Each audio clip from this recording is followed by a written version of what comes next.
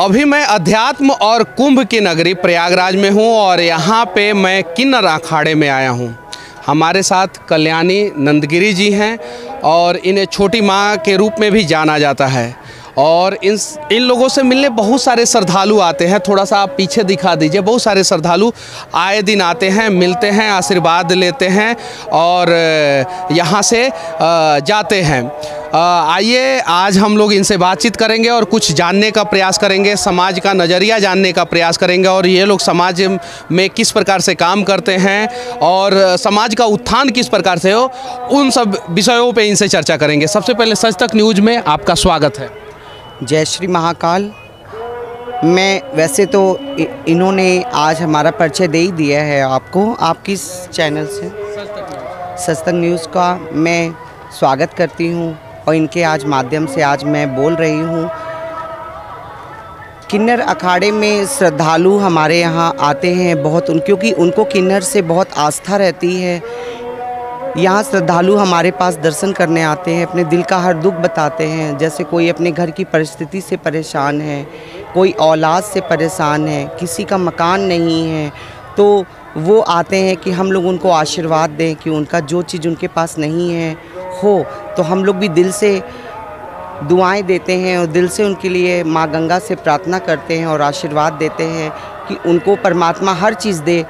जैसे जिनके पास बेटा बेटी नहीं है उनको औलाद दे, जिनके पास धन नहीं है उनको धन दे, जिनके पास रहने को मकान नहीं है उनको मकान दे। तो हम लोग का यही है कि जितने भी श्रद्धालुगण हमारे पास आते हैं तो वो इसीलिए आते हैं कि हम लोग पे उनको विश्वास है, किन्नर समाज पे, कि इनकी दुआएं लगती हैं। अच्छा, एक और सवाल मैं पूछना चाहता हूँ। समाज में आप लोगों को एक अलग नज़रिए से देखा जाता है। कुछ लोग सम्मानित भी करते हैं, सम्मान भी देते हैं, लेकिन कुछ लोग जो है थोड़ा सा गलत नज़रिए से देखते हैं। उन लोगों को आप क्या कहना चाहती हैं? समाज हमें किसी भी नज़रिए से देखे, सबसे पहली बात तो समाज हमारा पेट तो हमारा भरता ही है, क्योंकि युगों से जो चलता आ रहा है कि किन्नर को बधाई देना, शादी है, बच्चे हैं, वो हमें बधाई देता है। मगर क्या है कि समाज में हमें वो सम्मान नहीं मिलता था पहले, क्योंकि लोग बधाई भी बहुत से लोग खुश होकर देते हैं, बहुत से लोग किन्नर्स को बदतमीजी करते हैं तो किन्नर उनसे भी बदतमीजी करके लेते थे। मगर क्या है कि हम लोग को जो मान सम्मान पहले नहीं मिलता था तो वो हमें छीन के लेना पड़ता था, क्योंकि बचपन से ही हम लोग को तिरस्कार झेलने की आदत है और हमें कोई कुछ भी कमेंट्स करता है हम लोग को बुरा नहीं लगता है, क्योंकि हम लोग तो क्या करें, आदत हो चुकी है हमारी। मगर ये अखाड़ा लगने से लोगों का अब नज़रिया बहुत बदल रहा है। पहले जो लोग दूर भागते थे, हमसे इज्जत नहीं करते थे, डरते थे, अब वो उतना ही ज़्यादा हमारे करीब आते हैं और हम लोग से आस्था हो चुकी है, बहुत श्रद्धा पूर्वक देखते हैं और हमें मान सम्मान मिल रहा है। एक और सवाल मैं पूछना चाहता हूँ। सरकार आप लोगों के लिए क्या उचित कदम उठा रही है?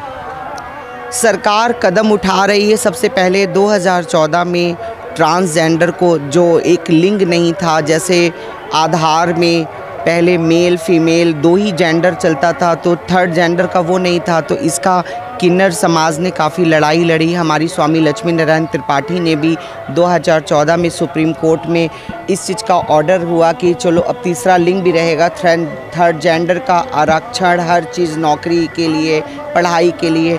ये लड़ाई तो हमने जीत ली और अभी बीजेपी सरकार ने किन्नर कल्याण बोर्ड का, वेलफेयर बोर्ड का गठित भी किया है। मगर हमें उस चीज़ से नहीं, गवर्नमेंट या सुप्रीम कोर्ट हमें अधिकार दे रही है, मगर हमें अधिकार चाहिए आम आदमियों से, आपके समाज से, क्योंकि आप लोग हमें अधिकार दोगे। गवर्नमेंट ने तो अलाउ कर दिया है, मगर आपका नज़रिया बदलना चाहिए। कि सबसे बड़ी बात है कि हमें अपना नज़रिया बदलना होगा। इन्होंने कहा कि आपके लिए कुर्सी लगवा देती हूँ मैं बगल में और आप बगल में बैठ के हमारा इंटरव्यू ले सकते हैं। नहीं, हमें भगवान ने मेल बनाया है या फीमेल बनाया है, लेकिन हमसे ऊपर कहीं नहीं तो कहीं इन लोगों का दर्जा दिया है भगवान ने। और जिस दिन समाज के लोग ये बात समझ जाएंगे कि फर्स्ट जेंडर, सेकंड जेंडर यानी मेल और फीमेल से ज़्यादा दर्जा इन लोगों का है और भगवान ने ही इन लोगों को एक उपहार स्वरूप जो है थर्ड जेंडर कहें या ट्रांसजेंडर कहें वो बना के इन लोगों को भेजा है और इन लोगों को समाज में हमें सम्मानित करना चाहिए और ऊंचा दर्जा देना चाहिए, तो शायद इनकी सारी समस्या का समाधान हो जाएगा। हाँ बोलिए। मेरा सबसे पहला कहना ये है कि भगवान ने हमें नहीं बना के भेजा है, हमें आपने ही बनाया है। पैदा आप लोगों ने किया है, आपके शरीर का हम एक अंग है, तो इस वजह से आपको हमारा सम्मान पहले करना चाहिए। परमात्मा ने तो हमें बनाया है, अर्धनारीश्वर तो हमारे भोलेनाथ है ही, मगर आपसे हमको जैसे पहले के टाइम पे किन्नर बच्चे पैदा होते थे, लोग कूड़े में फेंक देना, उनका तिरस्कार करना कि समाज में हम किन्नर बच्चे को रखेंगे तो हमारे फैमिली के परिवार के लोग हमें बुरा कहेंगे कि उनके यहाँ किन्नर है, तो वो चीज़ नहीं होना चाहिए। जैसे एक बेटे बेटी को आप पढ़ाते हो, आज ऑफिसर बनाते हो, हर चीज़ करते हो, वैसे किन्नर बच्चे को ही पढ़ाओ तो आज वो दर दर की ठोकर नहीं खाएंगे। इन्होंने बहुत बड़ी बात बोली है कि किन्नर बच्चे को भी अगर हम लोग पढ़ाएंगे तो वो दर दर की ठोकरें नहीं खाएंगे, तो समाज को अपना नज़रिया बदलने की ज़रूरत है। और मैं दिखा रहा हूँ आप लोगों को कि कुछ लोग अपना नज़रिया बदल रहे हैं, अगर नहीं नज़रिया बदलते तो शायद इन लोगों से इतने सारे लोग मिलने नहीं आते। और आप देख सकते हैं ये किन्नर अखाड़ा है, यहाँ पे कुछ और लोगों से बात करेंगे। क्या नाम हुआ आपका? मेरा नाम चिन्नू। अच्छा, यहाँ पे आप क्यों आई हैं? किन्नर अखाड़े के लिए आई, मैं पूना से आई हूँ। पूना से आप आई हैं। कुछ और लोगों से बातचीत करेंगे। क्या नाम हुआ आपका? स्वामी रमन गिरी महाराज। अच्छा, आप कहाँ से आए हैं? संत जूना अखाड़ा। अच्छा, यहाँ पे क्यों आए हैं? यहाँ मैया से मिलने आए हैं। मैया से मिलने आए हैं। चलिए ठीक है। समाज में एक कहावत है कि इन लोगों से अगर आशीर्वाद ले लिया जाता है तो तरक्की होता है और लोग आगे बढ़ते हैं। क्या नाम हुआ आपका? मेरा नाम प्रदीप कुमार है। अच्छा, कहाँ से आए हैं आप? मैं झूसी का रहने वाला हूँ। अच्छा, यहाँ पे क्यों आए हैं? ये बहुत अच्छा लगता है। नज़रिया बदलना होगा हम लोगों को, और जिस दिन हम लोगों ने अपना नज़रिया बदल लिया शायद जो है समाज का नज़ारा भी बदल जाएगा और बहुत सारे लोग यहाँ पे आते हैं। और देखिए सबसे कमाल की बात यह है कि यहाँ पे एक फ़ोटो लगा हुआ है और वहाँ पे तिरंगा लगा हुआ है, यानी ये लोग देश से बहुत ज़्यादा प्यार करते हैं। आप देख सकते हैं वहाँ पे भी और यहाँ पे भी। उसके अलावा जो है भगवान का फ़ोटो अलग अलग जगहों पर लगा हुआ है, भगवान शिव का, अर्ध नारी और अर्ध पुरुष जो है उनका। और यहाँ पे देखिए एक भारत माता का फ़ोटो लगा हुआ है, गणतंत्रता दिवस की बधाई दी जा रही है। यानी ये लोग देश से प्यार करते हैं, देश के लोगों से प्यार करते हैं, हम सभी से प्यार करते हैं। अब बस एक कदम हमें आगे बढ़ाने की ज़रूरत है और इन लोगों से उतना ही प्यार करने की ज़रूरत है जितना ये लोग हमें प्यार देते हैं और जैसे ये लोग हमें आशीर्वाद देते हैं।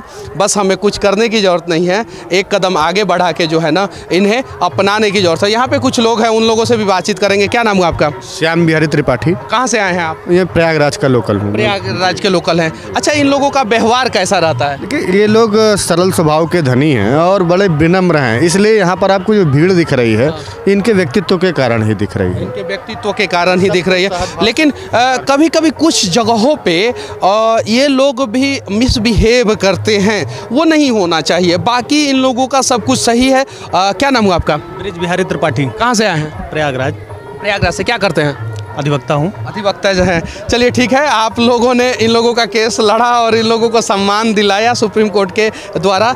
अच्छा, इन लोगों के लिए और क्या क्या चीज़ें होनी चाहिए? समाज में पहले तो इनको बराबर का हक मिलना चाहिए। जैसे कि यहाँ मेले में आप देख रहे हैं आए हुए श्रद्धालु की भीड़ देख के आप समझ सकते हैं कि समाज इनको धीमे धीमे अपनी ओर अपना रहा है और उसके बाद इनको अपना मान रहा है। धीमे बस यही बराबर और समानता का अधिकार इनको मिलता रहे। बस समानता का अधिकार इन लोगों को मिलना चाहिए। और देखिए आप ध्यान से देखिए, यहाँ पे बहुत सारे लोग आते हैं, आशीर्वाद लेते हैं इन लोगों से और लगातार। ऐसा नहीं है कि आप देख सकते हैं इधर भी बहुत सारा भीड़, और ये सभी लोग इन लोगों से आशीर्वाद लेने के लिए आते हैं। जब ये लोग दिल खोल के आशीर्वाद देते हैं तो क्या हम एक काम नहीं कर सकते हैं? बस समानता का अधिकार देने की ज़रूरत है और इन्हें भी अपनाने की ज़रूरत है, क्योंकि ये लोग हमारे ही बीच के। अभी हमारे साथ राहुल जी हैं, इनके चेहरे पे हमेशा स्माइल रहता है और स्माइल के साथ ही हमेशा बात करते हैं। चलिए, सच तक न्यूज़ में आपका स्वागत है। धन्यवाद सर। अच्छा, ये बताइए कि आपके बारे में कहा जाता है कि आप बहुत टैलेंटेड है, क्या क्या टैलेंट है आपके अंदर, वो बताइए। मेरा नाम राहुल है और जैसे कि आप देख रहे हैं मैं कल्याणी माता जी जो हैं, जो इस समय मंच पे आसीन हैं, प्रयागराज महामंडलेश्वर, मैं उनका बेटा हूँ और माता जी के आशीर्वाद से मैं प्रयागराज में कार्य करता हूँ। जैसे कि आप देख रहे हैं अमरनाथ जी की गुफा हो गया, ये हो गया, और जितने भी डेकोरेशन का काम होता है, रंगोली, डिज़ाइनिंग, मेहंदी, और जितने भी ऑल ओवर जितने भी आर्टिस्ट के काम होते हैं वो सब मैं करता हूँ। और मैंने 2-3 टीवी रियलिटी शोज़ भी किए हैं। कौन कौन सा? Dance India dance, India's got talent, entertainment के लिए कुछ भी करेगा, इंडिया के मस्त कलंदर, देन अब एक हुनरबाज टीवी रियलिटी शो आ रहा है, तो उसमें भी मैंने पार्टिसिपेट किया है। बहुत काबिल हैं ये, और बहुत सारी काबिलियत ये अपने अंदर रखते हैं। अभी हमारे साथ उज्जैन की महामंडलेश्वर पवित्रानंद गिरी जी हैं और इनसे हम लोग कुछ बातचीत करेंगे। सबसे पहले सच तक न्यूज़ में आपका स्वागत है। जय श्री महाकाल, बहुत बहुत धन्यवाद आपका। अच्छा, ये बताइए कि आप लोग जो यहाँ पे जो आप लोगों का अखाड़ा है, वहाँ पे व्यवस्था किस प्रकार से है? व्यवस्था तो सभी आप देख रहे हैं, कुछ हद तक तो काफ़ी ठीक है, बट इतनी नहीं जितनी हमें चाहिए थी। ठीक से पेंडल नहीं लगे हैं, ठीक से टॉयलेट बाथरूम नहीं है, लेकिन फिर भी हम लोग एडजस्ट कर रहे हैं क्योंकि हमारा अखाड़ा है और हमें यहाँ पे रहना है। और कंप्लेंट्स भी हम कितनी करेंगे और हम लोग कितनी सफाई देंगे, या यहाँ के जो मेला अधिकारी है या फिर यहाँ के भी जो भी कार्यकर्ता प्रभारी है, उनसे भी हमने सबसे बात की थी। लेकिन क्योंकि इस बार कोविड है, इलेक्शन है, तो उसकी वजह से थोड़ा इधर का उधर सब चीज़ हो रहा है, लेकिन अब मैनेज कर रहे हैं। हम लोग खुश नहीं हैं। खुश नहीं हैं, चलिए ठीक है। और एक और सवाल मैं आपसे पूछना चाहता हूँ, समाज में आप लोगों को किस प्रकार से देखा जाता है? थोड़ा कड़वा प्रश्न है, लेकिन मैं आपसे जवाब ढूंढने का प्रयास कर रहा हूँ, क्योंकि आप जूना अखाड़ा से हैं और महामंडलेश्वर हैं उज्जैन की, तो अगर आपने कुछ बोला तो उसका समाज पे असर जाएगा। इतने सालों से तो हमें लुप्त कर दिया था समाज ने, धर्म से या परिवार से, लेकिन कहीं ना कहीं हम लोग हमारी ताकत से, हमारे एजुकेशन से, या हमने जो भी आज तक हम जितना दर्द सहा है, उससे परे आज हम लोग एक नया समाज को कुछ अच्छा देना चाहते हैं। इसलिए हमने किन्नर अखाड़ा को स्थापित किया है। और आने वाली जो जनरेशन है, जैसे हमने दुख देखे हैं, जैसे हम एक ही गली में रहने के बाद भी हम लोग हमारे माँ बाप से नहीं मिल सकते या हमारे भाई बहनों की शादियों में नहीं जा सकते थे, लेकिन आज कहीं ना कहीं हम इस धर्म में, सनातन धर्म के साथ चलने के बाद, और आज जो औहदे पे पौधे पे हम लोग बैठे हैं, एक जूना अखाड़ा, एक किन्नर अखाड़ा, या फिर आज हम महामंडलेश्वर या हमारे सभी महंत पीठाधीश्वर जो जिस तरीके से हमने सबको पद दिया है, तो कहीं ना कहीं हमारे समाज का देखने का नज़रिया कहीं हद तक बदला है। और आज कहीं ना कहीं वो स्थान हमें मिल रहा है कि हम थोड़े खुद को खुशनसीब भी मानते हैं और एक इसी समाज में रहने का एक हक जताते हैं कि हम इसी समाज से हैं। लेकिन मैं सबको एक निवेदन करती हूँ कि आने वाली जो जनरेशन है, आने वाले जो बच्चे हैं हमारे घर में, क्योंकि हमारे जैसा बच्चा किसी के घर में पैदा हो सकता है, वो कोई बता कर नहीं आएगा कि मेरा लिंग क्या है।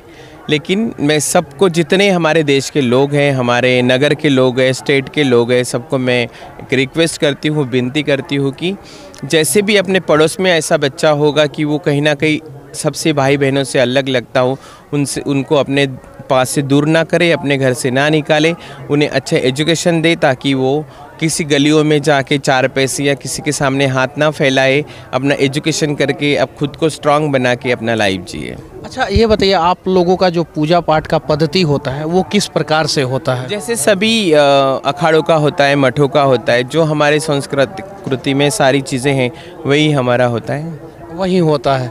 अच्छा, ये बताइए कि जो आप लोगों को सुप्रीम कोर्ट ने अधिकार दिया है, उसके बाद से नौकरी वोकरी में भी बहुत सारे जगहों पे आरक्षण दिया है, क्या वो काफ़ी है आप लोगों के उत्थान के लिए?